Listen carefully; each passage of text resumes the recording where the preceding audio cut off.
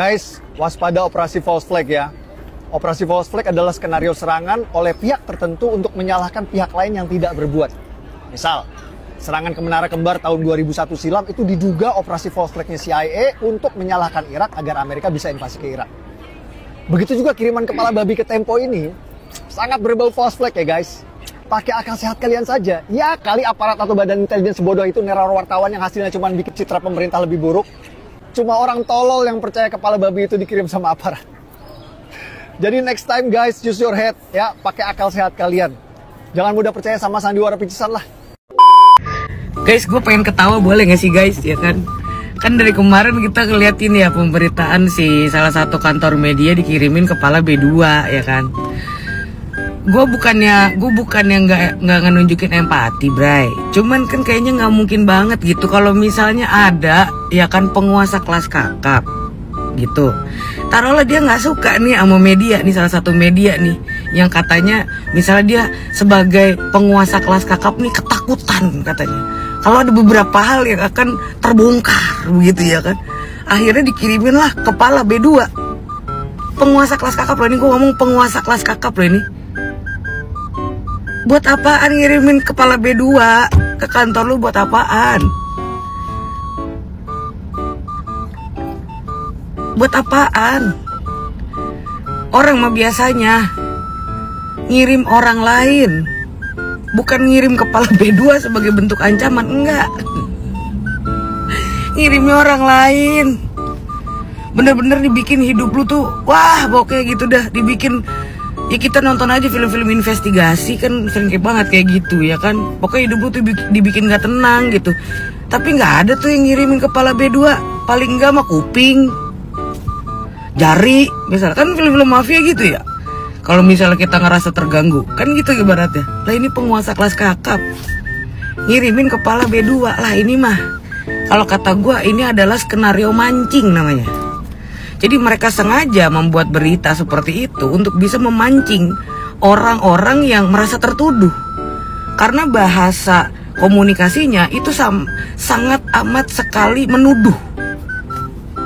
Mereka berharap bahwa nantinya akan ada yang nongol nih. Karena merasa tertuduh. Lah, kagak ada yang nongol. Kagak ada yang nanggepin. Ya udah, mentahlah akhirnya. Elah lu mah ada-ada aja sih bikin skenario drama. Gua aja yang sipil paham, Bray. Ngejahitnya tuh bisa precisely barengan gitu loh sama demo RUU TNI. Kok bisa gitu loh guys, ya elah.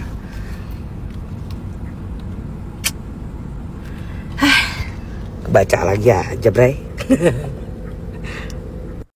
Paginya ada seseorang yang mengirimkan pesan langsung atau direct message ke akun official Tempo. Ada namanya di situ dan dia bilang cukup babinya, dia bilang. Dia tanya? Dia tanya cukup babinya. Identitasnya berarti jelas atau akun jelas. Telur, akun bodong? Nggak, bisa dicek ada pasalnya. akunnya, begitu dicek ada akunnya, ada tapi fotonya tidak ada ya orang memakai topeng gitu. Nah, cukup babinya dia bilang ini gara-gara kalian tidak mau mendengar. Dengan ini teror akan berlanjut, dia bilang, sampai kantor kalian mampus. Guys, udah pada lihat berita ini belum? Nah, nih. Nah, baru-baru ini atau beberapa hari yang lalu yaitu kantor Tempo dikirimi paket. Nah, paketnya itu isinya adalah kepala bebong dan juga tikus-tikus yang keadaannya sudah seperti itu. Menurut pihak-pihak yang dekat dengan Tempo ya, atau banyak juga orang berspekulasi bahwasanya ini adalah bentuk dari intimidasi kebebasan pers atau kebebasan untuk bersuara.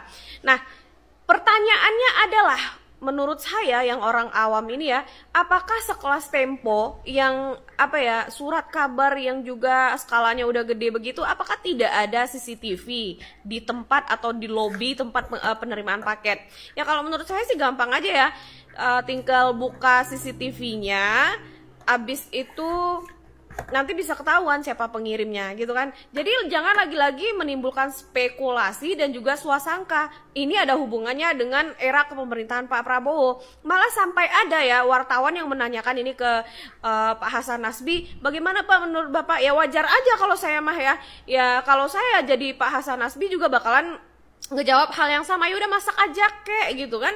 Ya lagi apa hubungannya? Mana tahu kan itu dia punya masalah dengan sesama jurnalistik gitu. Nah, lagi-lagi dihubung-hubungkan dengan Pak Prabowo. Itu sangat dangkal sekali cara berpikirnya. Nah, menurut saya buka CCTV-nya gitu agar lihat terang benderang gitu. Dan masa ya paketan tidak ada alamat, tidak ada nama pengirim itu bisa diterima aja gitu ya. Masa ya sekelas Tempo tidak ada standar keamanan buat kantornya, setidaknya CCTV? Atau masa iya bisa-bisanya nerima paket yang alamat dan data-data pengirimnya tidak tertulis? Jadi saya jadi skeptis, saya malah jadi curiga, ada apa ini gitu. Jangan nanti karena spekulasi yang tersebar di kalangan masyarakat itu malah jadi mendegradasikan Pak Prabowo Subianto sebagai pemimpin. Jadi agar tidak menimbulkan suasangka yang lebih lanjut, Tempo buka CCTV-nya ya. Pernyataan saya waktu itu cukup panjang dan cukup lengkap, dan itu memang merefer kepada sikap yang ditunjukkan oleh wartawan di Tempo yang namanya Francisca itu. Dan menurut saya itu memang sikap yang tepat untuk merespon teror-teror yang kayak gitu. Saya ini kan jarang sepakat dengan Tempo, kalian tahu kan? Mas BH juga tahu, saya ini jarang sekali sepakat dengan Tempo. Tapi dalam konteks merespon teror itu salah satu respon yang saya acungi jempol. Makanya saya merefer ke sikap itu. Oh ini pintar ini. Kalau ini dilakukan dengan kesadaran ya, bukan karena pengen sok cool gitu. Tapi kalau ini dilakukan dengan kesadaran, buat saya ini levelnya dia sudah level Madilog ini. Ini levelnya sudah level Madilog. Jadi bukan linear lagi pikirannya. Bahwa teror itu tujuannya untuk menciptakan ketakutan, dia kecilkan ketakutan itu. Itu artinya KPI si pemberi teror gak kesampaian. Nah saya ini kan menyempurnakan itu aja. Kalau buat dia kok kirim kepala babi sih? Harusnya kirim daging babi dong, enak. Kalau buat saya kepala babinya dimasak aja. Semakin mengecilkan KPI-nya si pemberi teror kan. Saya lihat sih sebenarnya awalnya berita teman-teman istana itu datar aja, nggak ada yang istimewa. Tapi ada satu media yang memang kasih judul yang clickbait, dimasak aja gitu. Tanpa menyertakan keterangan yang komplitnya di belakang. Dan akhirnya semua media menulis itu. Dan banyak orang yang marah, dianggap nggak sopan karena nyuruh masak babi. Kamu makan babi ya? Gimana kalau kita masak babi diantar ke rumah kamu? Loh, saya kan nggak makan babi. Tapi orang yang dikirimin itu kan makan babi. Konfirmasi ke Mas BHM kan dia makan babi. Jadi menurut saya hari ini kan zaman sudah berubah. Dikirim-kirim yang kayak begitu, kalau kita terpancing dengan ketakutan, menurut saya KPI-nya sampai. Oh takut nih, jelas nih, fearmongeringnya jalan nih. Kan ini yang diharapkan oleh si pemberi teror. Tapi kalau dikecilkan, itu yang saya bilang, dia bisa jedut-jedutin kepala ke tembok. Loh kok dimakan sih gitu, misalnya. Atau kok misalnya direcehin begini sih gitu. Nah itu yang menurut saya kemarin, oh ya saya dukung itu. Dan saya sempurnakan gitu. Cara mengecilkan si penerornya disempurnakan. Tapi herannya, orang-orang kemudian memframing itu seolah mengecilkan media, seolah tidak ada empati terhadap media. Mungkin mazhabnya aja yang beda. Ada orang yang mazhabnya prihatin silakan. Kalau mazhab saya, mazhabnya harus dilawan. Teror seperti itu harus dilawan, bukan mazhab prihatin. Wah perhatiin, kasihan segala macam. Loh sampai dong KPI-nya. Mazhab saya bukan mazhab prihatin, tapi mazhab lawan.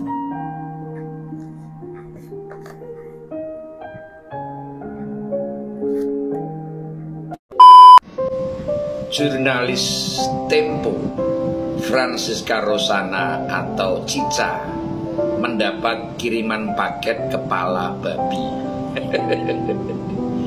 Francisca Rosana atau Cica ini juga aktif di podcast Bocor Halus ya, yang getol sekali untuk menarasikan hal-hal yang negatif tentang Presiden Joko Widodo dan keluarganya sejak masih menjabat sebagai presiden sampai hari ini. Bahkan si Cica ini pernah membeberkan di Bocor Halus punya informasi A1 bahwa yang berambisi untuk menjadikan Gibran sebagai wakil presiden adalah Bu Iriana. senada dengan itu Tempo juga di cover-covernya selalu menampilkan hal-hal yang negatif dan buruk dari Presiden Jokowi dan keluarganya. Narasi politik dinasti, nepotisme juga terus getol disuarakan oleh podcast Bocor Alus yang salah satu jurnalisnya adalah si Francisca Rosana ini. Dan sekarang dia mendapatkan kiriman kepala babi. Lalu kemudian sebagian masyarakat bersimpati dan bahkan keluar tagar I stand with Tempo atau I stand for Tempo. Ya, teror kepala babi. Artinya publik menaruh rasa simpati kepada Tempo. Kemudian kalangan jurnalis dan pers mengatakan bahwa kalau Presiden Prabowo tidak serius mengusut ini, maka itu artinya dunia pers kita di bawah intimidasi atau ancaman. Ada penekanan terhadap pers. Padahal kalau kita perhatikan dari zaman eranya Pak Jokowi sampai hari ini, dunia pers itu bebas sebebas-bebasnya. Majalah Tempo misalnya, setiap terbit itu boleh menggambar presiden sejelek apapun, menarasikan presiden dan keluarganya seburuk apapun. Dan ini bukan lagi intimidasi, ini adalah karakter assassination atau pembunuhan karakter. Karena menggiring narasi yang disebarkan kepada masyarakat luas untuk membenci karakter Presiden Jokowi dan keluarganya. Jadi apa yang pernah dilakukan oleh Tempo dan para jurnalisnya kepada Presiden Jokowi itu bukan cuma intimidasi, tapi sudah karakter assassination, sudah pembunuhan, itu sudah eksekusi, bukan ancaman lagi. Dan sekarang begitu dapat kiriman kepala babi teriak-teriak pers diintimidasi, pers diancam. Labung sampai hari ini Tempo itu masih dengan sebebas-bebasnya kok menarasikan apapun. Walaupun sebenarnya kalau kita mau cermati, semua dasarnya masih asumsi, opini, ya, hasil wawancara dengan narasumber yang tidak punya kompetensi dan tidak punya kepentingan yang jelas, tapi dijadikan sebagai rujukan. Dan meskipun begitu, Pak Jokowi dan keluarganya juga setel kendo, slow menanggapi itu. Dan sekarang ketika ada orang yang mengirim kepala babi, maka kemudian mereka berteriak-teriak bahwa pers di bawah tekanan. Enggak begitu juga. Kalau ada orang yang kemudian bersimpati atau merasa geram terhadap apa yang dilakukan Tempo dan para jurnalisnya, itu juga bagian dari kebebasan berekspresi. Ya, mengirim kepala babi, kepala kakap, ya. Yang terakhir itu bangkai tikus tanpa kepala, itu ekspresi kekesalan sebagian orang karena apa yang dituliskan atau apa yang dinarasikan oleh Tempo dan para jurnalisnya. Kalian boleh bebas, kenapa rakyat tidak boleh? Ya, jurnalis boleh ngomong apa aja, kenapa rakyat tidak boleh? Selama ini kalian selalu di depan menyatakan diri sebagai pembela kebenaran, pembela rakyat. Lah kalau ada sebagian rakyat mengekspresikan diri dengan menunjukkan kesalahannya, dengan mengirim kepala babi, kenapa nggak boleh? Hargai juga dong. Itu kan bentuk ekspresi. Sedangkan yang dilakukan oleh para jurnalis Tempo dan Tempo sendiri sudah melakukan pembunuhan karakter terhadap Presiden Jokowi dan keluarganya. Kurang keji apa tuduhan yang kalian lemparkan kepada Presiden Jokowi dan keluarganya? Jadi janganlah kemudian ketika mendapatkan satu respon kemudian overacting gitu, mendramatisir, playing victim. Selama ini kalian membunuh karakter orang, menginjak-injak nama baik orang, kalem-kalem aja. Sekarang baru ada orang mengirim sebagai ekspresi kesalahan mereka, kalian sudah teriak-teriak. Pers di bawah tekanan. Ini menunjukkan kekerdilan. Ya konsekuen lah. Ada tindakan pasti ada reaksi. Apa yang terjadi dengan pengiriman kepala babi dan bangkai tikusnya adalah bagian dari respon dan reaksi atas apa yang telah dilakukan oleh Tempo dan para jurnalisnya. Ya, sesederhana introspeksi aja. Kalau nggak mau dikirimi kepala babi atau bangkit tikus ya, buatlah berita yang proporsional, ya, yang benar, yang seimbang dan objektif. Gitu. Jadi jangan mendasarkan berita dari opini dan asumsi orang, kemudian dimuat seolah-olah itu menjadi sebuah kebenaran dan masyarakat dipaksa untuk percaya. Ya gitu aja, semoga kita sama-sama bisa objektif, ya. Jangan kemudian menjadi tidak adil atau jadi merasa benar. Apakah kita sudah benar? Belum tentu. Pers dan masyarakat masing-masing punya hak, masing-masing punya kewajiban. Jalankan saja hak dan kewajiban itu. Jangan melukai satu sama lain. Saya berharap pers kita juga mengaca diri dan bisa menyampaikan berita dengan imbang dan berdasarkan fakta serta kebenaran, serta bisa menjaga kesatuan dan kesatuan bangsa. Semoga bermanfaat. Rahayu. Hah? Ada baby di gedung Tempo? Ini Mas, apa yang terjadi pas dikirim itu, apa yang terjadi? Ini semacam kepada para kebebasan pers. Udah dimasak aja. Saya lihat dari media sosialnya Francisca yang wartawan Tempo itu, dia justru minta dikirimin daging bakar. Ya. Itu kan semacam jokes tadi. Iya, sama karena yang diingat. Buktinya dia bisa bercanda. Kirimin daging bakar aja. Jangan ditanya ke kami dong kalau soal itu. Siapa tahu itu bagian dari upaya untuk memecah belah kita. Ya kan kita nggak tahu sumbernya, karena itu silakan aparat untuk menyelidiki itu. Ya. Wow, katanya ada yang kirim B2 ya atau IBAP ke gedung Tempo. Siapa yang kirim? Ayo, kita masyarakat bersatu dengan aparat untuk mencari pelakunya. Tapi sedihnya kenapa B2 itu tidak dikirim ke rumahku saja? Akan kubikin jadi bebong rica atau saksang atau panggang. Tapi yang ku tahu ya, banyak loh informasi dan informan Tempo ya yang mengetahui A1 mengenai keadaan Republik ini ya. Media-media besar lainnya belum pada tahu, bahkan masyarakat pun belum tahu, tapi Tempo sudah tahu duluan ya. Tentang apa aja dah, tentang politik, tentang apapun itu pokoknya Tempo pasti tahu duluan. Tapi kenapa masalah baby yang tiba-tiba muncul di gedung Tempo di dalam kota itu kok Tempo nggak tahu? Tapi saranku kepada masyarakat, kita jangan terpancing ya, karena banyak sekali sekarang opini-opini yang beredar bahwa itu ada urusan sama pemerintah, sama aparat dan segala macam. Aku yakin ya sekali tidak ada urusannya. Apa urgensinya ya aparat atau pemerintah ngirim-ngirim begitu? Kan nggak ada ya.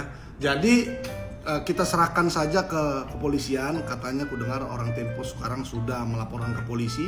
Biarkan polisi bekerja, kita lihat nanti hasilnya apakah memang ada yang ngirim atau ya tikus dan baby itu jalan sendiri.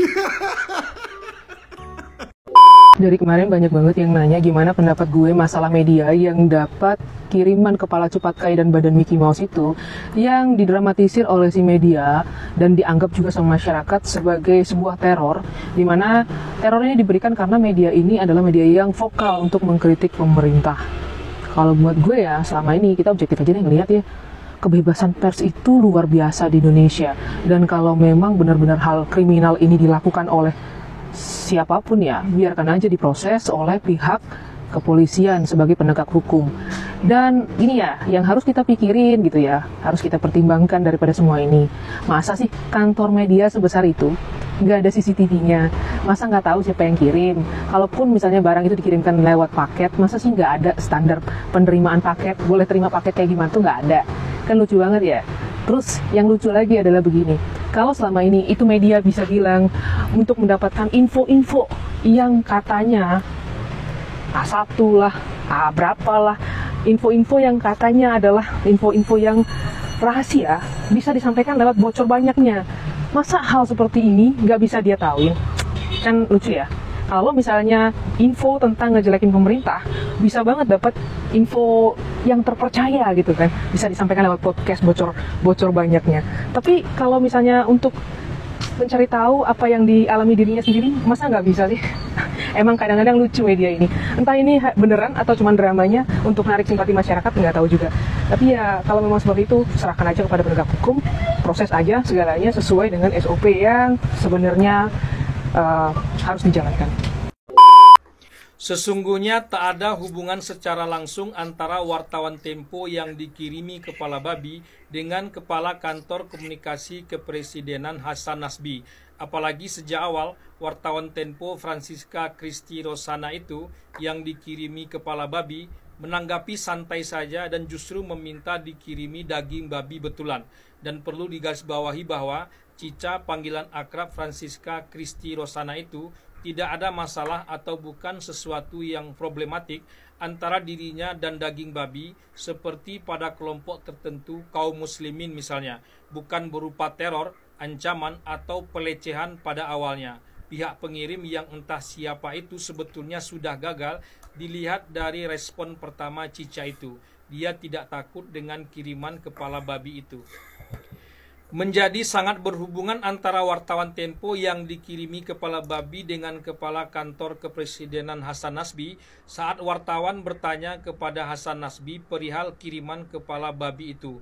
Jawaban santai dari Hasan Nasbi yang sesantai Cica wartawan Tempo itu, ya dimasak saja, ujarnya dengan wajah yang datar, ternyata berujung panjang dan liar. Hasan Nasbi tahu persis bahwa orang yang dikirimi saja santai dan tak merasa terancam, malah diminta dikirimi daging babi betulan. Kenapa dia yang harus sulit menjawabnya? Dia juga tak tahu siapa pengirim dan apa motifnya. Jawaban Hasan Nasbi yang santai sesantai tanggapan Cica itulah yang terus digali-gali dan menjadi persoalan besar. Sebetulnya kalau dilihat sekilas rekaman tanggapan Hasan Nasbi saat ditanya perihal kiriman kepala babi itu, seperti tak ada masalah, pas-pas saja.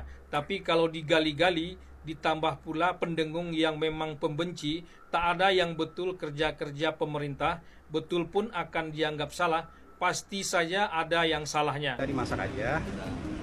Kalau kepala babi mau dimasak aja. Ada juga anggapan jadi ancaman pembunuhan gitu Pak. Di mana Pak responnya Pak? Enggak lah, saya lihat dari media sosialnya Francisca yang wartawan Tempo itu, dia justru minta dikirimin daging babi.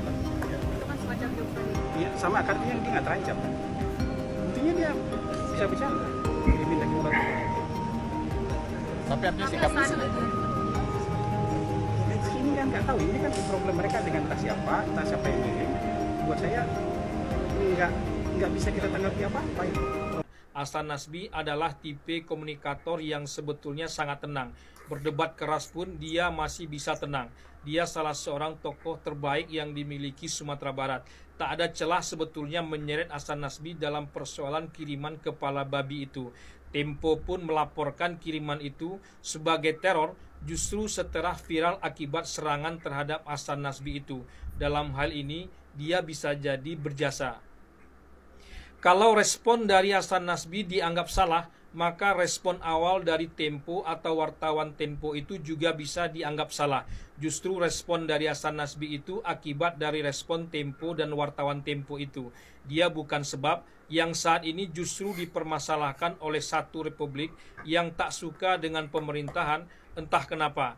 Tak adilnya di sini, tapi memang kalau diikuti opini-opini Hasan Nasbi sebelum ini, sebelum menjabat Kepala Kantor Komunikasi Kepresidenan, khususnya tentang pemberitaan Tempo, lebih banyak yang tak setuju atau tak sesuai dengannya.